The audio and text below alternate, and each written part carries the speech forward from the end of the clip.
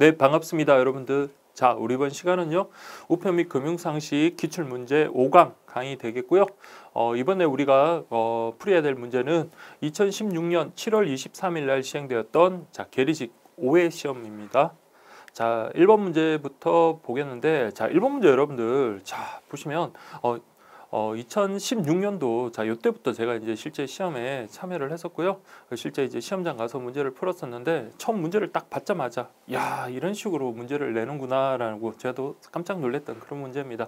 다만 여러분들 이렇게 막 수치가 이렇게 아주 디테일하게 이렇게 나왔지만 우리가 완전히 뭐 모든 걸 완벽하게 다 암기는 안 하더라도요, 기본적인 것만 잘 알고 있으면 크게 어렵지 않은 그런 문제였어요. 자, 우리 이런 문제를 통해서 우리가 앞으로 어떻게 시험 문제를 대비해야 되겠고 또 어떤 식으로 공부를 해야 될지를 우리가 이 문제를 통해서 확인할 수 있습니다. 자, 첫 번째 보시면 국내 우편물의 제한 부피 및 무게에 관한 설명으로 옳은 것, 이걸 골라라 그랬는데요. 자, 기억본 보세요. 통상 우편물의 최대 무게라고 되어 있습니다. 자, 여러분들 최대 무게는 통상 우편물, 소포 우편물 각각 구분해서 최소한 이 정도는 여러분들 정리를 해 두셔야 되겠죠. 통상 우편물 같은 경우는 자, 2g에서 6,000g입니다. 2g에서 6,000g. 반면에 자, 소포 우편물 같은 경우는요, 30kg이 최대 무게다, 이렇게 보시면 되겠죠. 그러니까 통상 우편물의 최대 무게는 6,000g이니까 기억번은 틀린 지문이 되겠고요. 니은번 통상 우편물의 최소 부피. 자, 이런 거는 우리가 우리 수험생들이랑 진도별 모의고사 등을 통해서 막 사례형 문제를 좀 만들어 봤었어요. 그래서 최소 부피에서 14,9, 그래서 평면의 길이가 14,9가 되겠고요. 그리고 원통형 같은 경우는 지름의 길이와 지름과 길이를 합하여가 아니라 지름의 두 배와 길이를 합하여 23cm가 바로 최소 부피더라, 이렇게 보시면 됩니다. 자, 다만 요 23이고요. 요게 35까지예요. 23에서 35. 그래서 단 길이는 14cm 이상해야 된다. 자, 그래서 요거는 맞는 지문입니다. 자, D급본 보시면 소포 우편물의 최소 부피라고 되어 있는데요. 가로, 세로, 높이 세 변을 합하여 35. 그래서 여러분들 특히 소형 포장 우편물하고 소포 우편물 같은 경우는 물건이잖아요. 그래서 얘네들을 구분하는 기준은 가로, 세로, 높이를 합하여 35cm입니다. 그래서 35cm 맞고요. 다만 자, 우리 좀 변형된 그런 그 포장이 있으면은 다른 상품에 손상을 가할 수도 있고요. 또 그리고 이제 운반하기가 불편하다 보니까 이런 식으로 가로 17, 세로 12cm 이상이라는 요건을 충족해야 되고요.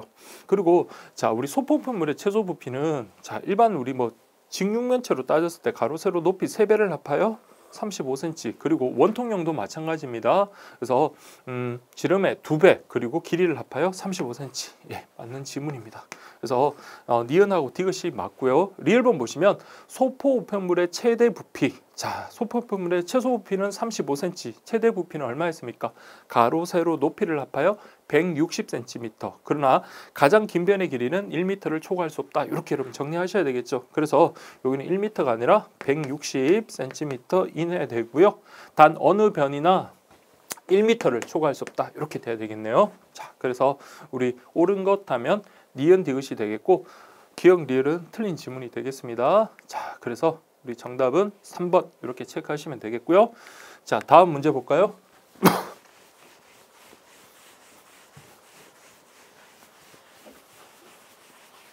자, 2번 보시면 우편 서비스의 종류. 자, 여러분들 우편 서비스의 종류라고 하는 것은 보편적 우편 서비스와 선택적 우편 서비스. 자, 요거는 여러분들 반드시 주셔야 됩니다. 그래서 통상 우편물이든 소포 우편물이든 자, 여러분들 둘 다 보편적 우편 서비스, 선택적 우편 서비스가 있고요. 통상 우편물 같은 경우는 2kg, 소포 우편물 같은 경우는 20kg을 기준으로 한다, 이렇게 보시면 되겠습니다. 자, 그래서 1번 보시면요, 30kg 이하 소포 우편물은 보편적 우편 서비스, 30kg이 아니라 20kg이죠. 자, 2번 2kg을 초과하는 통상 우편물, 그러니까 요거는 선택적 우편 서비스 대상 맞고요. 3번 일반 소포 우편물의 송달 기준은 접수한 다음 날부터 3일 이내이다, 맞죠? 자, 여러분들 그 통상 우편물 같은 경우는 등기를 했나 등기를 하지 않았냐 상관없이 접수한 다음 날부터 3일 이내. 다만 이런 식으로 소포 우편물 같은 경우는 일반 소포 우편물은 자 우리 통상 우편물과 마찬가지로 접수한 다음 날부터 3일 이내. 반면에 등기 취급된 등기 소포 우편물 같은 경우는 접수한 다음 날까지가 바로 배달 기한이었습니다. 그래서 이거 조심하셔야 돼요. 지금은 일반 소포 우편물이 나왔으니까 이거는 접수한 다음 날부터 3일 이내고 등기 소포 우편물 같은 경우는 접수한 다음 날까지다. 이걸 반드시 구분하시고 4번 소포 우편물에는 원칙적으로 서신을 넣을 수 없죠. 그래서 그 안에는 물건만 넣어야 됩니다. 그러나 물건과 관련 있는 납품서, 영수증, 설명서 같은 경우는 자 이런 애들은요. 자, 통상 우편물이죠. 일종의 뭐 서류라든지 뭐 어떤 의사 전달물이라고 볼 수 있지만 그러나 물건과 관계 있는 것 같은 경우는 소포 우편물과 함께 여러분들 넣어서 보낼 수 있더라. 이렇게 보시면 되겠습니다. 자, 그래서 옳지 않은 것 하면 1번이 되겠어요. 그래서 여러분들 보편적 우편 서비스와 선택적 우편 서비스를 나누는 기준도 여러분들 아셔야 되겠지만 자, 일단 기본적으로 여러분들 왜 이걸 나눈다 했습니까? 보편적 우편 서비스의 대상이 된다면 자 이것은 우리 국민 모두에게 적정한 요금으로 그런 것을 이용할 수 있도록 그렇게 해줘야 될 의무가 생기는 겁니다. 그래서 이걸 나누는 기준을 여러분 꼭 좀 기억을 해주시고요. 그래서 통상 우편물이든 소포 우편물이든 둘 다 보편적, 선택적 우편 서비스로 나눠지고 그 구분 기준은 2kg, 20kg이더라. 이렇게 구분하시고 그리고 등기 취급된 것도 마찬가지로 보편적, 선택적 역시 동일한 기준으로 나누어지더라 하나는까지 정리하시면 되겠습니다.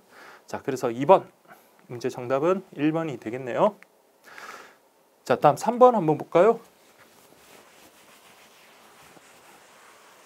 자, 국내 우편 요금 제도에 대한 설명으로 옳지 않은 것 1번 요금 수취인 부담 우편물의 취급 대상은 자, 이거는 여러분들 시험에 2번이나 나왔습니다. 자, 통상 우편물 그리고 등기 소포 우편물 계약 등기이다. 자, 그래서 여러분들 우리 요금 수취인 부담 우편물 관련해서 통상 우편물 같은 경우는 배달 우체국장하고 계약을 하고요. 그리고 등기 소포 우편물과 계약 등기 같은 경우는 접수 우체국장과 계약을 통해서 이루어지더라. 맞는 지문입니다. 2번 한 사람이 매월 100통 이상 보내는 통상 소포 우편물은 요금 혼합 우편물의 취급 대상이다. 그래서 여러분들 혼합 우편물의 취급 대상 하면 백모, 전표, 수후, 발주 이렇게 여러분들 두 문자로 외우시면 돼요. 다시 한번 백모, 전표, 수후, 발주. 자, 이때 100이라는 것은 매월 100통 이상. 그래서 꼭 기억을 하세요. 매월 100통 이상. 한 번에 100통 이상이 아니라 자, 이거는 매월 100통 이상이라는 것 통상 소포 우편물, 혼합 우편물의 대상이 된다.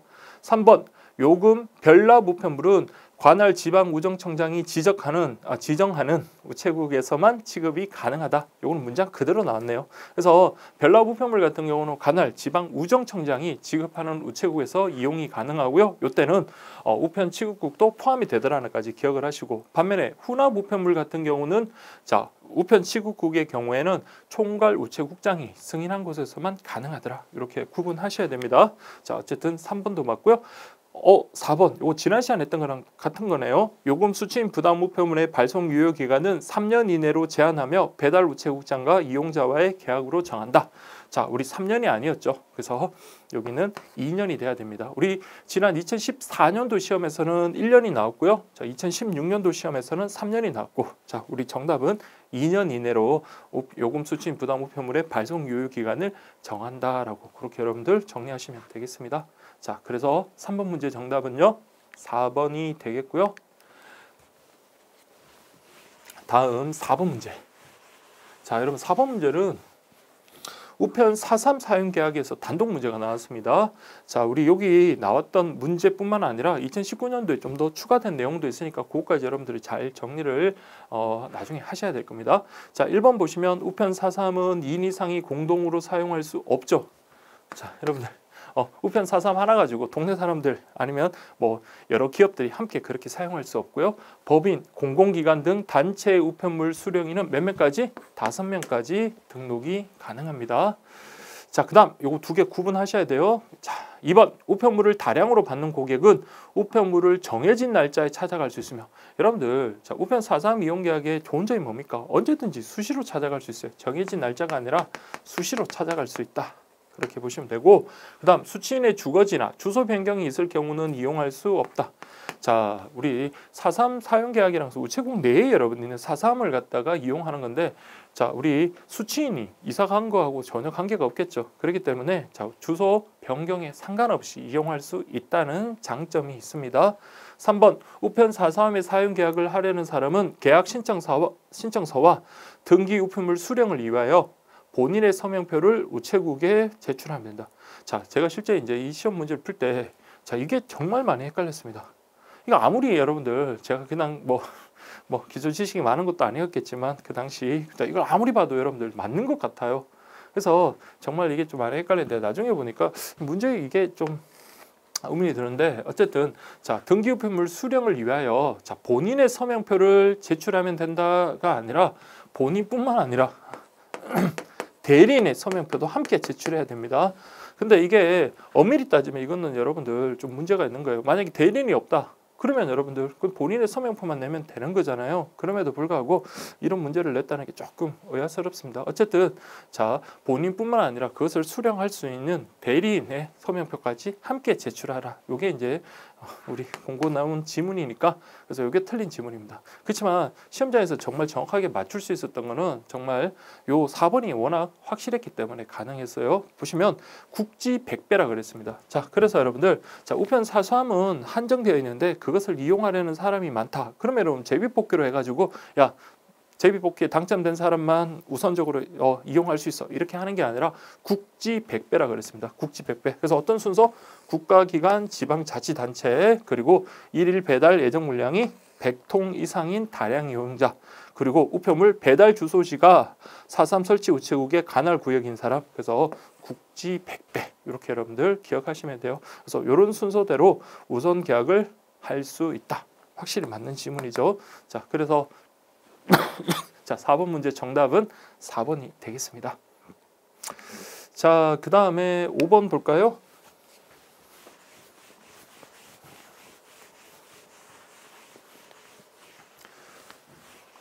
자, 우편물 발송에 관한 설명으로 옳은 것은 이라고 되어 있습니다. 1번 우편물의 발송 순서는 별도로 정해져 있죠. 여러분들 뭐 특급 우편물, 등기 우편물 이런 것들을 우선적으로 발송을 해야 됩니다. 그래서 정해지지 않으면 틀리고요. 일반 우편물을 담은 운송 용기는 운송 송달증을 등록한 뒤에 발송한다. 뭐 후단의 설명은 맞는데 앞분 전단의 설명이 틀렸으니까 1번은 X. 자, 2번 당일 특급 우편물은 국내 특급 우편 자료를 우편 자료를 사용하고 그래야 되겠죠, 여러분. 다른 것하고 섞이면 안 됩니다. 특히 당일 특급 우편물 같은 경우는 당일 20시까지 배달이 돼야 되기 때문에 다른 것하고 섞여서는 안 되니까 국내 특급 우편 자료를 사용하고 맞는 지문이고요. 다른 우편물과 구별해야 되겠죠. 구별해야 해당 배달국이나 집중국으로 특히 이제 함께가 아닙니다. 별도로 묶어서 발송한다. 맞는 지문입니다. 자, 그래서 이 키워드는 당일 특급 우편물, 자 여기 국내 특급 우편 자료 이거야 뭐 당연한 거고 구별하고 별도로 이렇게 묶어서 발송한다 그렇게 보시면 되겠고 3번 부가 취급 우편물은 덮개가 있는 우편 상자에 담아 덮개에 운송 용기 국명표를 부착하고 필요시 묶음끈을 사용하여 봉함한 후 발송한다. 자, 이게 참 놀라운 지문입니다, 여러분들. 자, 보고 깜짝 놀랐어요. 자, 이것도 제가 시험장에서 아무리 봐도 자, 이거 찾기가 좀 힘들더라고요. 근데 이거는 필요시가 아니라 자, 여러분들 덮개가 있는 우편 상자에 담아서 덮개에 운송 용기 국명표를 부착하고 자, 묶음끈 이거 떨어지면 안 되니까 반드시입니다. 필요시가 아니라 반드시 묶음끈을 사용하여 봉함한 후 발송한다. 이렇게 돼야 돼요. 4번 운반차에 우편물 적재 시 여러 형태의 우편물을 함께 넣을 때는 작업을 쉽게 하기 위하여 등기소포, 일반소포, 등기통상, 일반통상, 중개 우편물의 순서로 적재한다. 자, 이거는 여러분들 OX 지문에 완전히 똑같이 그렇게 나왔던 지문인데 자, 이게 여러분들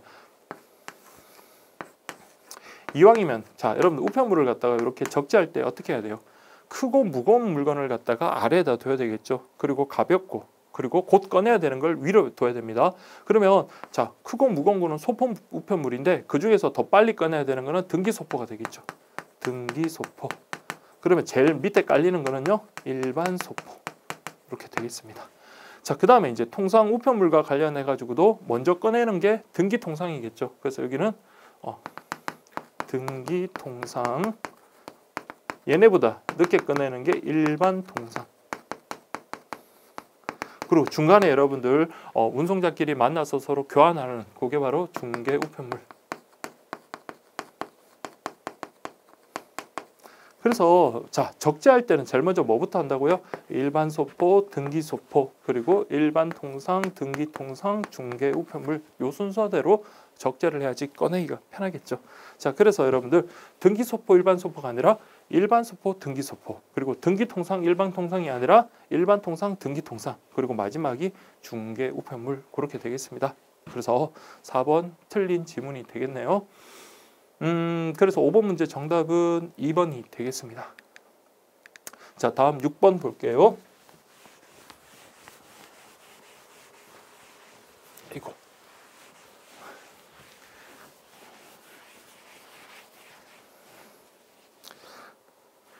자, 6번 보시면 국내 우편물 배달에 관한 설명으로 옳은 것은, 자, 정말 그 국내 우편물 관련해서 배달 그 관련되는 파트는 설명에 참 자주 나오네요. 1번 보시면 보관 우편물의 보관 기간은 우편물이 도착한 다음 날부터 계산하여 10일 이내죠. 자, 원칙이 10일이고요. 그러나 이제 좀 더 필요하다고 하면 30일 이내에서 더 연장할 수 있다. 그렇게 정리를 했었고요. 2번, 여기 또 나오죠. 수취인이 2명 이상인 경우에는 그 후 1인에게 자, 배달하는 것이 우편물 배달의 일반 원칙이다. 우리 이전 시험에서도 나왔지만 수취인이 2명 이상이면 한 사람한테 우리 전해주면 우리 우편 간서로서는 소정의 임무를 다한 거다. 맞는 지문이 되겠습니다. 3번 우편 사산 번호와 주소와 함께 기재된 우편물 중 이길 특급 우편물은 주소지에 배달해야 한다. 자, 여러분들 보시면 일반적으로 등기가 취급이 됐다. 그러면 그 수령인의 사인을 받으려면 사산 번호 주소와 함께 있으면 어디로 배달해야 될까요? 주소지로 배달해야지 그 사람이 있을 거 아니에요. 자, 우리 우편 사삼이 있는 곳에 그 사람이 상주하고 있는 것은 아닙니다. 그렇기 때문에 주소지에 배달하는 건 원칙입니다. 그러나 자, 여기서 이길 특급 우편물은 자, 이건 제외입니다. 그래서 이길 특급 우편물은 주소지가 아닌 자, 우리 우편 사삼이 있는 곳에 배달하면 되는 거예요. 자, 그래서 이거는 X. 다음에 4번 배달의 우선순위에서 일반 통상 우편물은 제1순위에 해당한다. 자, 상식적으로 생각해도 배달 우선순위 중에 1순위라면요. 특급 우편물 뭐 그런 것들이겠죠. 등기 취급이나 특급 우편물이 1순위고 일반 통상 우편물은 2순위가 되는 겁니다. 그래서 이건 1순위가 아니라 2순위 이렇게 가야 돼요. 그래서 6번 문제 정답은 2번이 되겠습니다. 자, 다음 문제 볼까요?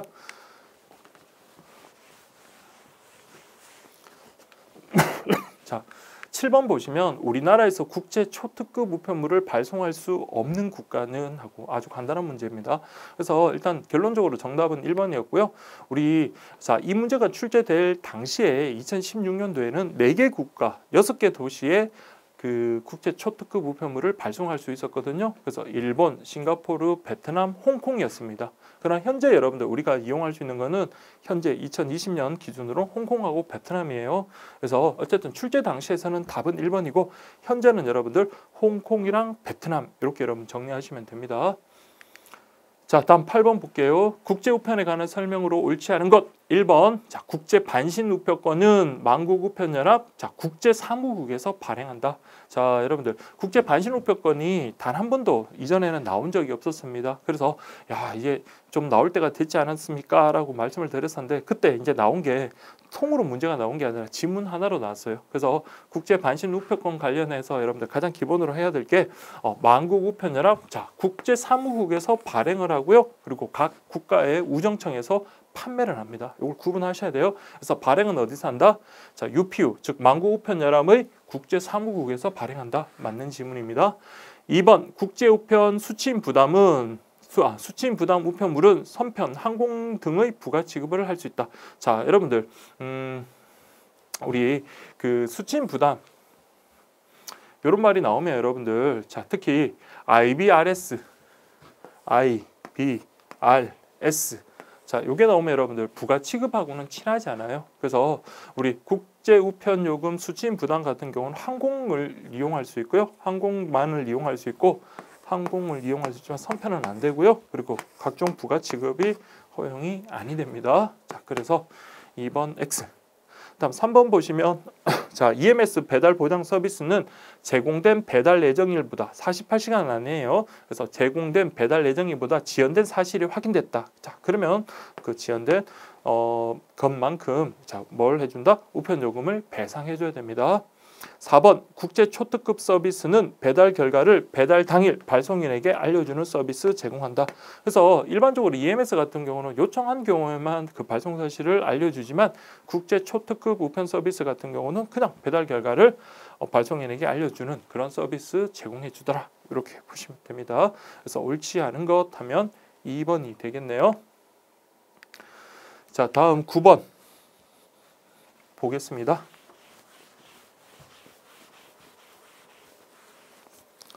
자, 보시면 국제우편 행방조사 청구제도와 손해배상제도, 특히 여러분들 국제우편에 있어서 손해배상을 청구하기 위해서는 행방조사 청구를 우선적으로 해야지만 됩니다. 즉 국제 행방청구조사제도라는 것은 국제우편의 손해배상제도의 전제 조건이 된다. 즉 이게 있어야지 손해배상이 가능하다, 이렇게 보시면 되고, 자, 우리 행방조사 청구와 관련해서 발송국과 도착국가, 물론 제3국에서도 행방조사는 청구할 수 있습니다. 그래서 이거는 그 자체로 여러분들 기억을 해주시고요. 그 다음 2번 행방조사 청구가 기간 내에 이루어져야 하는 것은 손해배상 요건 중 하나이다. 맞습니다. 그래서 행방조사 청구 기간이라는 것은 2018년도까지는 구체적으로 나와 있지 않았었거든요. 그럼 2019년도에는 우편물의 그 종류, 그리고 그 우편물 발송을 어떻게 했냐에 따라서 행방조사 청구 기간도 여러분들 나왔으니까 그것도 여러분들 정리해둘 필요가 있습니다. 그래서 어쨌든 1번, 2번 맞는 지문이고요. 다음 3번 보시면 국제 특급 우편물 분실 파손 등으로 지급된 손해배상금은 사고에 대한 책임이 있는 해당 우정청이 부담하는 것을 원칙으로 한다. 자, 여러분 이게 많이 이제 강조가 됐던 내용인데, 기본적으로 여러분들 당연히 책임 있는 우정청이 그 손해배상을 해야 되는 것, 사고에 책임이 있으면 손해배상을 해야 되는 건 당연하겠죠. 그래서 이걸 문제를 냈는데, 자, 어떤 우편물? 자, EMS, 즉 국제 특급 우편물 같은 경우는 원칙적으로 책임 있는 해당 우정청이 책임을 부담하는 것이 아니라 발송우정청, 그러니까 발송우정청입니다. 그쪽에서 여러분 책임을 부담하도록 그렇게 협약을 짜셨어요. 그래서 원칙은 책임 있는 해당 우정청이 아니라 발송우정청이 책임을 지고, 경우에 따라서는 자, 해당 책임이 있는 우정청이 책임을 질 수 있다. 그래서 원칙이라는 것은 발송우정청이 책임을 지는 거겠죠. 그래서 이게 틀린 질문입니다. 4번 손해배상 청구권자는 원칙적으로 수취인에게 배달되기 전까지는 발송인이며 배달 후에는 수취인에게 청구 권한이 있다. 그래서 여러분들 국내 우편에서의 손해배상 청구권자 하면 역시 마찬가지, 원칙적으로는 발송인, 다음에 수취인이라 하더라도 발송인에게 승인을 받은 경우라면 수취인이 손해배상을 청구할 수 있고요. 국제 우편 같은 경우도 자, 수취인에게 배달되기 전까지라면 발송인이 국제우편물 손해배상 청구권자가 되고, 그리고 우리 배달이 된 이후에는 수취인이 손해배상 청구권자가 된다. 맞는 질문입니다. 자, 그래서 9번 문제 정답은요 3번이 되겠습니다. 다음 볼까요?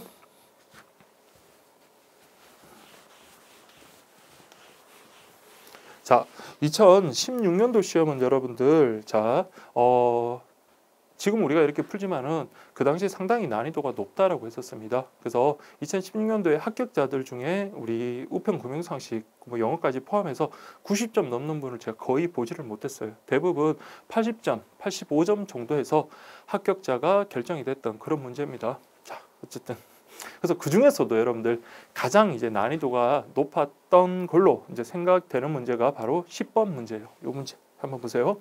보기와 같이 조건이 주어진 각 상품에 대한 설명으로 옳은 것 그랬네요. 자, 그래서 액면가와 가입 금액은 1억 원, 만기는 1년으로 동일하며 금리는 세전 이율 기준이다. 단 물가 상승률은 1.6%. 자, 기형년 디귿 해가지고 기형은 보시면 자, 회사채, 즉 채권의 수익률이 1.75%, 니은번 채권의 할인율이 1.75%, 디귿번 은행 예금 이자율이 1.75%. 그래서 여러분들 이걸 갖다가 가지고 계산을 하면 좀 어렵겠죠. 그래서 이게 이런 문제들은 여러분들 뭐 시중에서 다뤄보거나 그렇게 하지는 못했을 겁니다. 근데 이런 문제가 실제 시험에서 이렇게 나왔다.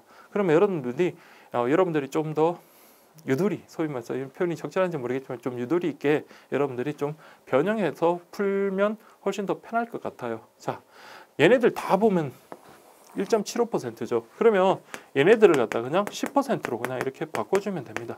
자, 그리고 액면가와 가입 금액이 1억 원이라 그랬는데 자, 이 1억 원 같은 경우는 뭐 100만 원으로 바꾸든 그건 상관없어요. 물론 1억 원을 하셔도 상관없고 어쨌든 1.75%라는 건 계산하기가 상당히 복잡하잖아요. 그래서 1억 원에 대해서 1.75% 하면 뭐 175만 원. 그러면 여러분들 이게 계산하기도 복잡합니다. 자, 일단 저는 10% 똑같이 이렇게 바꿔준 다음에 시작을 할게요. 자, 기억은 니은보다 표면 금리가 높다라고 되어 있는데요. 자, 저는 근데 요 시험 문제에서 기억, 니은, 디귿보다도 왠지 느낌이 리얼 4번이 느낌이 와가지고 4번부터 먼저 접근을 했었거든요. 4번이 출제자 입장에서 딱 생각하면 4번이 답일 가능성이 높다 생각해서 딱 보니까 확실하게 딱 이게 맞더라고요. 그래서 답을 4번 치고 4번을 체크하고 그리고 저야 뭐 한 과목만 시험 보니까 시간이 있어서 나머지 문제들 지문들도 확인을 해봤는데 근데 여러분들도 물론 뭐 4번부터 하실 수도 있겠지만 1, 2, 3번 뭐 순서대로 한다면 하나씩 한번 해볼게요. 자, 여러분들 표면금리라는 게 뭡니까? 표면금리는 물가 상승률을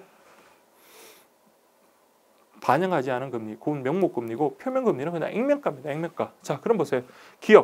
기억은 자 수익률이 얼마입니까? 수익률이 1.75%. 그리고 실제 자 여기 금리는 내가 100만 원을 투자하면 얼마를 버는 거예요? 10%를 버는 겁니다. 자, 그러면 기억의 표면 금리는요? 10%. 즉 액면가라고 생각하시면 돼요. 표면 금리는. 니은은요? 자, 할인율이 10%. 할인율이 10%란 말은 자, 이게 1억 원짜리인데 100만 원이라고 한번 생각했어요. 이것도 100만 원으로 바꿀게요. 100만 원. 100만 원에 대해서 10%의 할인했다. 그러면 얼마를 주는 거예요? 90만 원 투자해서 10만 원의 수익을 얻는다. 그럼 90분의 10 곱하기 100 이렇게 됩니다. 그러면 여기는 뭐 11.1111 될 겁니다. 자, 그래서 기억의 표면 금리는 10%, 니은의 표면 금리는 11.11%. 자, 그러면 표면 금리는 어느 게 더 높다? 니은이 더 높겠죠. 그래서 1번 X. 2번 실질 금리. 자, 기억은 보세요. 금리가 10%. 수익률이 10%, 니은도 이자율이 10% 이렇게 돼 있죠. 그런데 실질 금리라는 게 뭐예요? 명목 금리에서 뭐를 빼는 것? 물가 상승률을 빼는 것. 그러면 얘네들의 수익률, 즉 실제 금리는 10%예요. 그러면 물가 상승률이 1.6인데 뭐 이걸 다르게 바꾸더라도 어쨌든 똑같은 이율에서 물가 상승률을 빼니까 이건 같아야 되겠죠. 그래서 2번도 X. 3번. 자, 니은은 기억보다 이자 금액이 많다라고 되어 있네요. 자, 니은은 기억보다 이자 금액이 많다. 자, 그러면 우리 여기도 마찬가지 보세요. 가입 금액이 1억 원이고 다 똑같다고 했습니다. 그러면 얘는 100만 원 투자를 해가지고 자 수익률이 10%니까 100만 원 투자해서 10만 원의 수익을 얻는 거고 얘는요 90만 원 투자해서 10만 원의 수익을 얻는 거니까 자 이자 금액은 어떻다? 똑같죠. 그래서 니은이 이자 금액이 많다 이렇게는 아닙니다. 동일하다 이렇게 돼야 돼요. 그래서 4번을 한번 보십시오. 4번 니은은 디귿보다 수익률이 높다라고 되어 있네요. 자 니은은요 90만 원 투자해서 10만 원의 수익을 얻으니까 자 이 경우는 11.111% 그래서 니은은 11.111%. 그다음 디귿은요 100만 원 투자해서 자 이율이 10%라고 그랬죠. 그러면 수익률이 몇 퍼센트? 10%. 따라서 니은은 디귿보다 수익률이 높다. 맞는 지문이 되겠습니다. 그래서 4번부터 먼저 접근했으면 정말 간단하게 풀 수 있는 그런 내용이었습니다. 자, 그래서 요 문제는 답 정답 맞추는데 여러분 그치지 마시고요. 표면금리, 실질금리, 그 다음에 수익률, 할인율에 대한 그 개념을 여러분들이 정확하게 좀 기억을 해 주시기 바랍니다.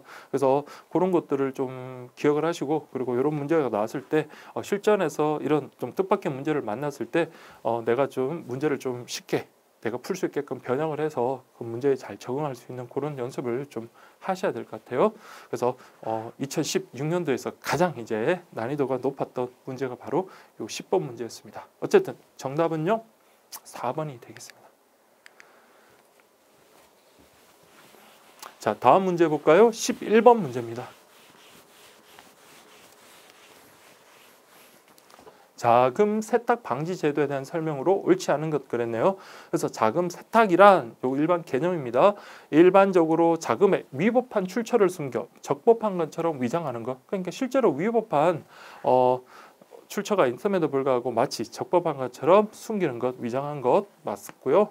2번 의심거래 보고제도 즉 STR 같은 경우는 정해진 기준 금액은 없어졌죠. 2천만 원이었다, 1천만 원이었다. 지금은 기준 금액이 없고요. 금융기관의 주관적 판단에 의하는 게 바로 의심거래 보고제도 맞습니다. 3번. 자, 요 문제가 출제되고 난 다음에 우리 실제 학생분들이 자, 요걸로 논란이 좀 많았습니다. 이거는 문제 출제가 잘못됐다라고 그렇게 보시는 분들이 많은데, 자, 3번은 요건 제가 그 수업 시간에도 그때 많이 강조를 드렸어요. 그러니까 요거는 말장난이 아니라 여러분들이 정확하게 기억할 게 수사권. 자, 여러분 아무리 여러분들 정부기관이 어떤 권한이 많다 하더라도 수사권을 가진 기관은 딱 정해져 있습니다. 그래서 일반적으로 이제 검찰, 경찰 같은 이런 곳이 수사권이 있어요. 그래서 금융정보분석원 같은 경우는 자, 이게 의심거래 그런 것과 관련해서 가장 잘 아는 사람이긴 하지만 직접 그것을 수사할 수 있는 수사 권한은 없어요. 그러면 수사를 의뢰하고 싶다라고 한다면 그런 경찰이나 검찰 뭐 아니면 국세청 같은 그런 어떤 법 집행 기관에다가 보고를 해야죠. 그래서 자료를 제공할 뿐이지 본인들이 직접 수사, 조사를 할 수는 없습니다. 자, 그걸 생각하시면 보세요. 금융정보분석원은 보고된 혐의 거래를 자, 금융기관에서 보고를 해주겠죠. 그런 보고된 혐의 거래를 수사, 조사하여 자, 수사를 할 수 없죠. 법 집행기관의 기소 등의 의법 조치. 자, 여러분들 요 의법 조치라는 게 조사, 수사, 기소. 물론 이제 금융정보분석원에서 조사 정도는 가능하죠. 조사는 가능합니다. 그러나 뭐는 안 된다? 수사, 기소. 요거는 검찰, 경찰과 같은 법 집행 기관에서 하는 겁니다. 자, 그래서 요게 틀렸습니다. 다음 4번 보시면 고객 확인 제도의 확인 대상이 되는 계좌의 신규 개설. 자, 여러분 고객 확인 제도의 확인 대상이 되는 것은 자, 계좌의 신규 개설. 그다음에 일회성 거래긴 하지만 2천만 원을 넘어가는 경우가 있겠죠. 그래서 계좌 신규 개설과 관련되는 그런 내용들을 좀 구분하셔야 됩니다. 그래서 우리가 일반적으로 통장 만든다든지 아니면 양도성 예금 증서, 표지 어음 발행, 그리고 금고 대여 약정 같은 경우는 자, 요거는 계좌의 신규 개설에 해당하기 때문에 금액에는 상관이 없어요. 그렇지만 외화를 환전한다든지 외화를 송금하는 경우 이런 일회성 금융거래 같은 경우는 고객 확인 제도의 대상이 될 때는 얼마? 2천만 원 넘어야 되는 것. 그걸 여러분 구분하셔야 한다 그랬죠. 그래서 요거는 맞는 지문입니다. 그래서 양도성 예금증서, 표지어음 발행, 금고 대여 약정 같은 경우는 계좌의 신규 개설에 포함이 되고요. 그래서 요 경우는 금액에는 제한이 없다. 이렇게 보시면 돼요. 그래서 금액과 상관없이 고객 확인 대상이 되더라. 이렇게 구분하시고 다만 외화를 송금한다든지 아니면 외화 환전한다든지 이런 경우라면 이때는 2천만 원 넘어갈 때만 고객 확인의 대상이 된다. 이걸 구분하셔야 돼요. 자, 그래서 11번 문제 정답은 3번이 되겠습니다. 자, 그 다음 12번 보세요. 우체국 예금에 대한 설명을 옳은 것은 이라고 되어 있습니다. 이게 순수 조문 문제입니다. 그래서 정리 계좌에 편입된 예금에 대해서는 이자의 정기 계산을 하지 않는다. 그렇죠? 그러니까 통장을 잘 쓰지도 않고 묵혀놨던 그런 계좌에 그 편입된 예금에 대해서는 이자 붙지 않습니다. 그래서 이자의 정기 계산하지 않는다. 맞는 지문이에요.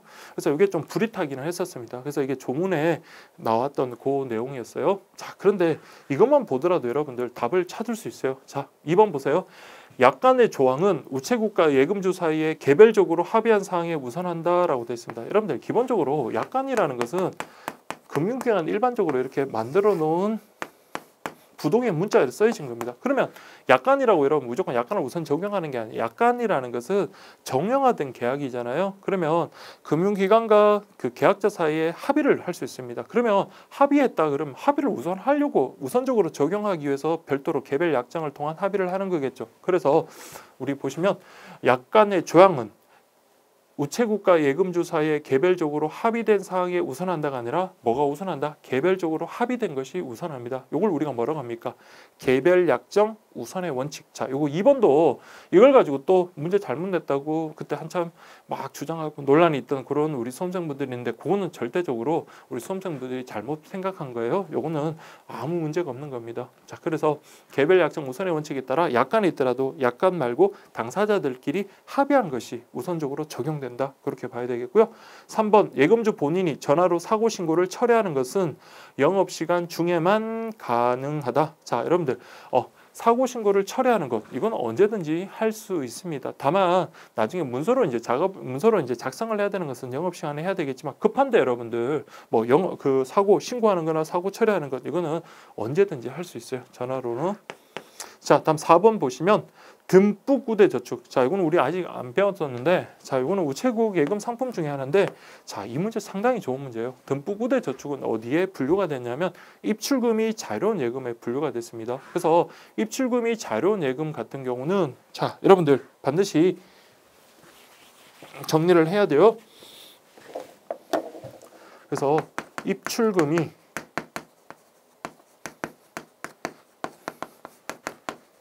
자유로운 예금의 경우 예금거래 기본약관에는 이렇게 되어 있습니다. 자, 1번 양도, 압류 이렇게 있으면 자, 원칙적으로 양도하고 압류는 할 수 없습니다. 그러나 자, 금융기관이 자, 우체국에 즉 우체국에다가 통지하고 자, 동의를 받는 경우 즉 우체국이 동의를 한다면 자, 요 양도는요.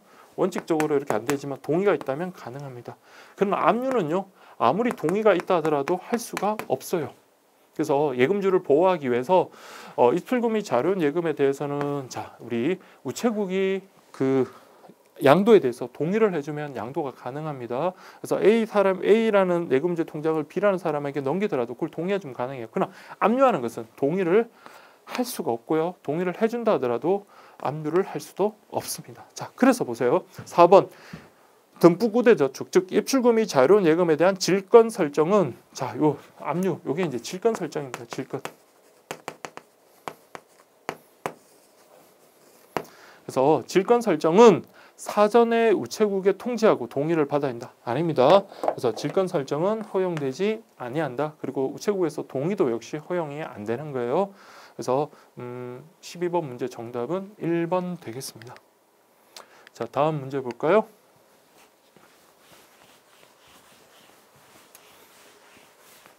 자, 13번은 우체국 예금 상품에 대한 것 역시 우리가 배운 게 아니에요. 그래서 2040 플러스 알파. 자, 그 다음에 기업 던든 MMDA 통장, 그 다음 다대림 통장, 우체국, 새출발 자유적금. 그래서 여기 충분히 예측 가능한 그런 내용이었고요. 같이 이제 함께 공부했던 분들은 자, 요 문제에 대해서 잘 푸셨어요. 그래서 여기도 마찬가지 2016년도도 이렇게 우체국 예금 상품에 대해서 이렇게 각각의 상품에 따라서 각각의 특징들 이렇게 구분하는 그런 문제가 나왔습니다. 그래서 우리가 어떻게 공부해야 되는지 아시겠죠? 자, 그래서 이렇게 보시고 특히 여러분들 자, 그냥 간단히 들으세요. 여기서 특히 여러분 D급번에 보시면 다드림 통장이라는 게 있는데 이게 우체국 예금 상품의 가장 대표적인 상품입니다. 그러면서 2016년도 공고에 이제 새롭게 딱 들어왔거든요. 그러면서 막 패키지별로 되게 막 금리 막 이런 것도 우대 조건 같은 거 되게 복잡하게 서술해 놨어요. 근데 공합계실이 막 그걸 갖다 디테일하게 막 그렇게 물은 게 아니라 딱 뭐라고 했어요. 패키지별 금융거래 실적에 따라서 우대율을 추가 제공한다. 이런 식으로 딱 뭐 세세하게 암기까지는 안 해놔도 그런 큰 틀만 잘 알아도 풀 수 있는 그런 좋은 지문으로 그렇게 나왔었습니다. 그래서 어쨌든 이게 맞는 지문으로 그때 나왔었다. 그게 좀 특징이었고요.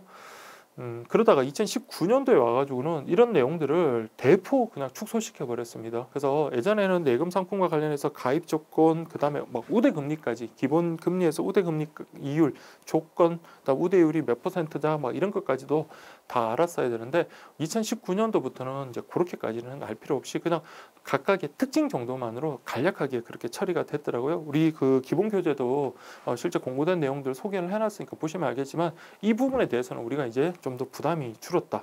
뭐 앞으로 공부가 또 어떻게 나올지는 모르겠지만 아무튼 뭐 공고가 난 다음에 또 이 문제에 관련해서 풀어야 되는 문제라면 다시 한번 점검해 보도록 하겠습니다.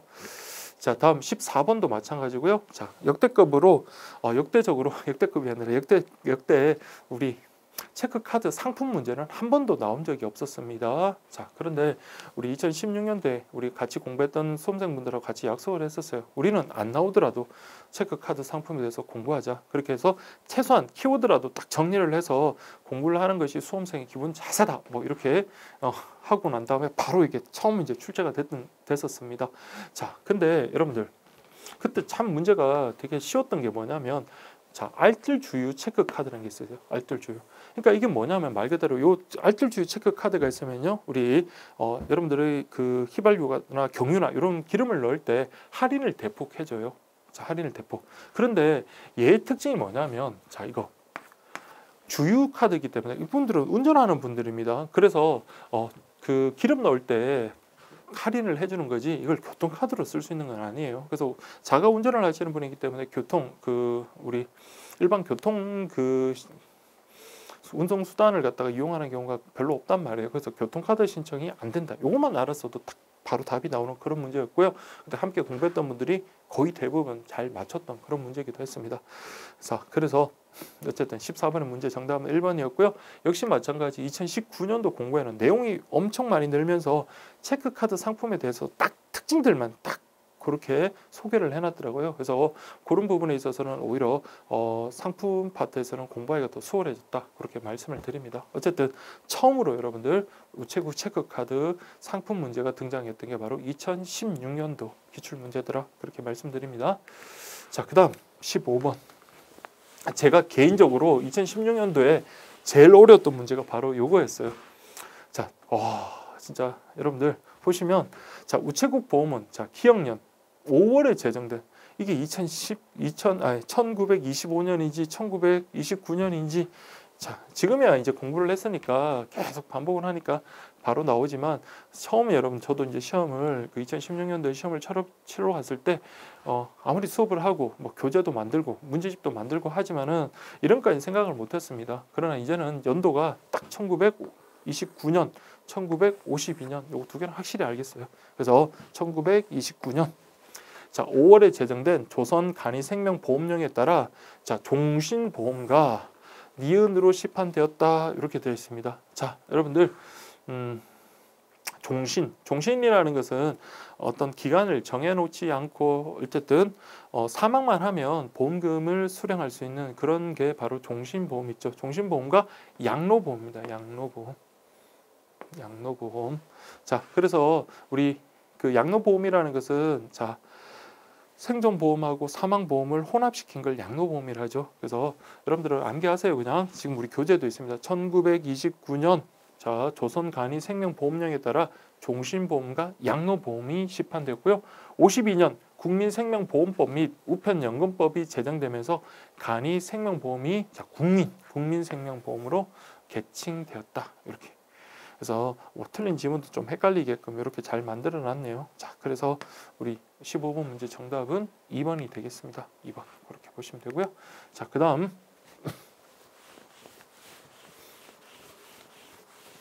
16번. 자, 16번 문제 보시면 자, 요거는 우리 그동안 기출됐던 그 내용이고요. 4번이 좀 처음으로 등장했던 거고 4번을 근데 쉽게 찾기가 어려워요. 그렇지만 기본적으로 여러분들 1, 2, 3번 뭐 기출 문제를 통해서 연습을 하셨던 분이면 충분히 쉽게 맞출 수 있는 그런 내용이었습니다.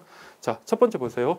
예정 이율이 낮아지면 예정 이율이라는 것은 보험료를 가지고 운용을 해서 운용 수익률이잖아요. 그래서 수익률이 낮아졌다. 그러면 보험료를 많이 받아야 되겠죠. 그러니까 보험료는 비싸지고 맞습니다. 반대로 예정률이 높아지면 보험료는 싸지겠죠. 그래서 1번 맞고요. 2번 예정 사업 비율이 낮아지면 자 사업 비율이라는 것은 자 보험을 뭐 유지하고 계약을 체결하는데 드는 비용들 그냥 한마디로 보험 사업을 영위하기 위해서 들어가는 부대 비용이다 이렇게 생각을 하시면 됩니다. 그러면 그런 부대 비용이 많이 낮아졌다. 그러면요 지출하는 게 작아졌으니까 그만큼 보험료를 많이 받을 필요가 없겠죠. 그래서 보험료는 싸지고 맞는 말이고요. 예정 사업 비율이 높아졌다. 우리 부대 비용이 많이 들어갔다. 그러면 보험료 많이 받아서라도 채워 나가야겠죠. 그래서 보험료는 비싸진다. 그래서 1, 2번 뭐 간단합니다 원리가. 다음 3번 보시면 순보험료에 대한 어떤 개념. 자 요거는 바로 2014년도에 순보험료, 그 수금비 나왔던 문제 있었죠. 그래서 순보험료에 대한 개념만 정확하게 아시면 쉽게 풀 수 있는 겁니다. 그래서 순보험료라는 것은 장래 보험금 지급의 재원이 되는 것으로서 자 우리 순보험료는 뭐와 뭐로 나눌 수 있다? 위험보험료와 저축보험료로 분류할 수 있다. 맞는 말입니다. 자 근데 4번 보세요. 그래서 1, 2, 3번이 워낙 명확해가지고 정답 찾는 데는 뭐 그렇게 어렵지는 않았을 건데 이게 뭐가 틀렸지 이렇게 생각될 수도 있는 겁니다. 그래서 보험료는 대수 법칙에 의하여 예정 사망률, 예정 이율, 예정 사업 비율의 3대 예정률을 기초로 계산한다. 이건 맞는 지문이거든요. 뒤에 거는 예정 사망률, 예정 이율, 예정 사업 비율 이런 걸 고려해서 보험료를 산정을 합니다. 그런데 자 대수의 법칙이 아니라 자 여러분들 이게 바로 뭐다? 수지 상등의 원칙. 수지 상등의 원칙이라는 게 여러분들 뭐였어요? 총 보험료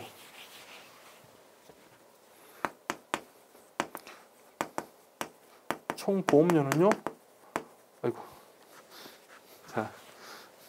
자, 총 보험료는 보험금과 뭐를 더한 거? 사업비지. 그래서 이게 이제 균형을 이룬다 해서 이걸 우리 수지 상등의 원칙이죠. 그래서 이게 보험료를 상정할 때는 물론 대소의 법칙에 의거해서 보험료를 갖다가 어느 정도 산출하는데 도움은 받지만 기본적으로 여러분들 이게 같아지도록 이렇게 같아지도록 맞춰야 되는 거니까 수지 상등의 원칙에 의거하여 이렇게 돼야 됩니다. 그래서 4번이 잘못된 것입니다. 자, 그 다음에 보시면 16번. 자, 16번은 우체국 보험 상품 아주 디테일한 부분이에요. 그래서 이거는 우리 나중에 우리 공고가 나서 살펴보기로 하고요. 그래서 이게 일반적인 그 가장 잘 나오는 패턴이라고 그랬죠. 우체국 보험 상품 중에 각각 여러 개를 이렇게 딱 소개를 해놓고 그 보험 상품의 특징, 가입 조건 그런 것들을 쭉 서술한 다음에 옳은 것, 옳지 않은 것 이렇게 묻는 문제가 가장 전형적인 문제입니다. 자, 그 다음에 18번은 제가 너무 기뻤어요. 그래서 모든 것을 여러분들 보험 상품이든 예금 상품이든 공부를 할 때는 세부적인 것을 백날 공부해봤자 여러분들 이게 헷갈립니다. 그렇기 때문에 기본적으로 큰 틀에서 공부를 해야 돼요. 그래서 우리 보장성 보험, 그 다음에 저축보험, 연금보험 이런 식으로 딱 구분을 한 다음에 거기에 어떤 것들이 있는지 이런 것들을 파악하면 되는 거예요. 그래서 우체국 보험 상품 중 보장성 보험 상품. 자, 그래서 실제 우리 합격하신 분들 중에서도 그때 이제 끝나고 뭐 이런저런 얘기도 좀 하면서 그렇게 했는데 선생님 열심히 공부했는데 이걸 틀렸어요. 그러니까 나중에 본인도 황당한 거예요. 근데 막상 이게 정리가 나중에 물론 이제 다른 과목이랑 막 공부하다 보면은 막 이런 큰 틀에서 정리됐던 것조차도 헷갈릴 수 있겠죠. 그래서 분명히 자기가 이걸 정리를 했는데 시험장에 갔더니 막상 이름들이 막 다 섞이면서 헷갈리더라고 하더라고요. 그래서 상당히 열심히 공부하던 수험생이었는데 근데 그런 분들조차도 시험장에서 틀릴 수 있습니다. 그렇기 때문에 이걸 잘 정리 분류를 하셔가지고 보장성 보험 이런 식으로 해가지고 큰 틀에서 여러분들 구분하시면 돼요. 그래서 뭐 여기 뭐 안전벨트, 만원의 행복의 보험 이런 것들이 전형적인 보장성 보험이고 알찬 뭐 전환특약 이런 것들은 아니거든요. 그래서 우리 그렇게 해서 찾을 수 있을 만큼 큰 틀에서 먼저 공부를 딱 하시고 그리고 난 다음에 세부적으로 각 상품마다 특징들 이렇게 들어가면 됩니다. 그래서 여러분들 보시면 아시겠지만 그 계리직에서 우편금융 상식 문제에서 가장 큰 난관은 바로 우체국 보험 상품 문제예요. 그래서 예전보다 공부 내용이 좀 많이 줄기는 줄었어요. 예전에 정말 복잡하게 나왔었는데 2019년도에 어떤 예금의 기본 이론이라든지 보험의 어떤 기본 이론이 많이 추가가 되면서 대신 그 상품 파트를 좀 많이 줄여가지고 우리 수험생들 입장에서는 좀 더 반가운 얘기이긴 하지만 워낙 상품이 많다 보니까 그 상품에 대해서 이렇게 매치를 시키는 게 그렇게 만만치는 않습니다. 그래서 제가 여러분들께 늘 말씀드리지만 기본 이론이라든지 이런 것들을 미리 어느 정도 공부를 좀 해놓으시면 나중에 공고가 나고 난 다음에 바뀐 부분 그리고 이제 상품 부분에 여러분들이 좀 집중할 수 있는 그런 시간적 여유를 확보할 수 있다라고 말씀을 드립니다. 자, 어쨌든 요 18번 문제 패턴 유형을 한번 그냥 참조하시면 될 것 같아요. 그래서 나중에 우리 공고 나고 난 다음에 그때 이런 상품들이 좀 바뀌겠죠. 그렇지만 이런 유형의 문제들을 한번 확인할 수 있으면 한번 확인을 한번 해보도록 할게요. 자, 이렇게 해서 여기까지가 여러분들 2016년도 기출 문제입니다. 제 개인적으로는 1회차부터 7회차까지죠. 1회부터 7회까지 기출 문제 중에서 가장 문제 그 완성도라든지 그리고 난이도가 가장 좋았던, 그러니까 난이도가 좋다는 게 쉽고 어렵고의 문제가 아니라 공부를 열심히 한 사람이 점수를 잘 받을 수 있고 그리고 어려운 문제와 좀 쉬운 문제 그리고 좀 중상 문제 이런 것들이 적절하게 균형을 이뤘던 가장 좋은 문제가 저 개인적으로는 2016년도 문제였던 것 같아요. 그래서 문제를 푸는데 너무 많은 시간이 소요되는 것도 아니고 어느 정도 공부를 하고 그리고 연습을 좀 충분히 하신 분들이면 제 시간 내에 충분히 정답을 맞추고 문제를 풀 수 있는 그런 시간적 안배도 잘 돼 있던 좋은 문제였던 것 같습니다. 그래서 여러분들은 2016년도 다만 저는 조금 쉽게 느껴졌을지도 모르겠지만 이제 아무래도 여러 과목을 공부한 수험생 입장에서는 좀 그 당시 컴퓨터 일반이 정말 어려웠었거든요. 2016년도에. 그래서 좀 시간이 많이 부족했다. 그런 하소연을 하시는 분들은 꽤 많았었습니다. 그래서 그때 이제 어쨌든 그 전에 우편금융 상식이 문제가 쉽다가 2016년도에 이제 정말 이제 이거는 단기간에 해서는 좀 힘들겠구나. 그리고 좀 더 꼼꼼하게 봐야 되겠구나. 그리고 내용도 이해를 해야 되겠구나라고 우리 알려준 계기가 됐던 문제가 바로 2016년도 문제였고요. 그러다가 2018년도에 와서는 다시 문제가 엄청 쉬워졌습니다. 어쨌든 2016년도 문제는 여러분들께 여러 번 좀 풀어볼 것을 강력히 추천드립니다. 자, 여기까지 여러분들 2016년도 우편고명상식 문제풀이였습니다. 수고하셨습니다.